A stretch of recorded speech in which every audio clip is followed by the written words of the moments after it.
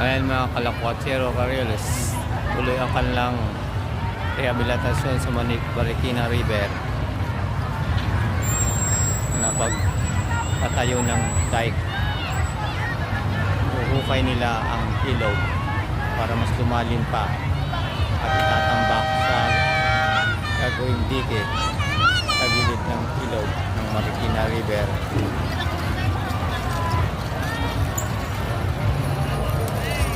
Magamit po sila ng crane para mahukay ang burak putik sa ilalim ng ilog ng Marikina.